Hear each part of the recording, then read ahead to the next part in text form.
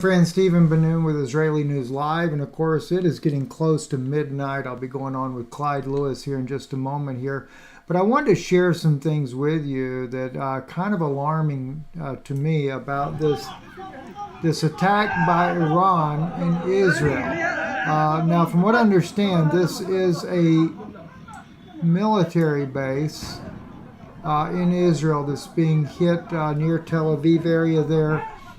Some reports that there have been bombs that were dropped inside of Tel Aviv. Most of those bombs going off just off the coastline there, but there is some suggestion that Israel, and these here are pictures, flight that was going into Iran. As they're flying into Dubai, and as they're flying into Dubai, you could see Iran launching missiles towards Israel. Now, I don't believe personally that Israel was not able to shoot these missiles down. Now, they try to make it look like in this video here, as if they're hypersonic. But they're moving the camera around way too fast, so I do not believe that they're hypersonic. I believe that it's been sped up, maybe 2 times faster than normal to make it appear if it is. But too many missiles were hitting the ground, and my source in the Middle East there said to me, it's all a show. It's the same source that said to me that, in fact, I went back because he told me back in October 9th of 2023, this type of event was going to occur, and it has. I shared that information with you, as well as what he's saying now that he shows the Al Arabia newscast to me, and the man saying 2 days before Nasrallah was killed that Israel was, that the Iranians have been giving up their positions. And you got to keep in mind, there's 2 different factions going on inside of Israel. There is one faction, not in Israel, inside of Iran. There is one faction that is supportive of anyone that would come and overthrow the Khomeini. In fact, he even said to me, most likely he will be poisoned in the coming days. But he also mentioned that the Houthi leader will be taken out as well, most likely by an Israeli bomb or an American bomb.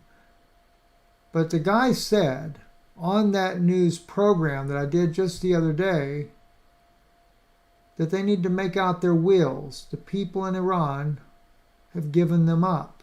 And then we see this attack on Israel. But as he pointed out, notice most of the missiles Israel's just letting come in. He said, why is the Iron Dome not shooting them down? They could. They very well could. But is it the intention of Israel to allow some injury to justify bringing the United States into the battle? The mere fact that Iran's missiles are hitting the ground will be enough to cause Israel to say to the United States, we need you now more than ever. Of course, Israel's not stopping its own bombing campaign. That bomb blast right there is in Beirut. And that's not some small blast like what Iran sent in on Israel. Of course, they did have some very sizable blasts themselves, but that there is like a J-dam going off. Those are the bombs that leave 30-foot craters in the ground after they go off. Wonder what other top leader just died in Lebanon as a result of that. Very interesting, to say the least, as we watch the furlough of events happen. This was a very strange one there, and it's a little disturbing. It's one of the missiles got shot down from above. It's not Photoshopped. They're showing it on a monitoring screen, a television camera catching it. The reason I know, I've examined it pretty carefully.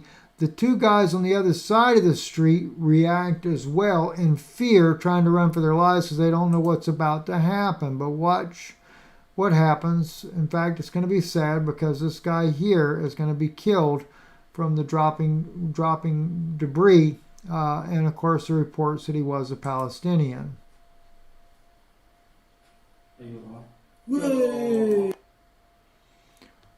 The tail end of the missile that was the fragments falling down out of the sky. That's another bad thing that happens to people that are caught up in those debris issues there.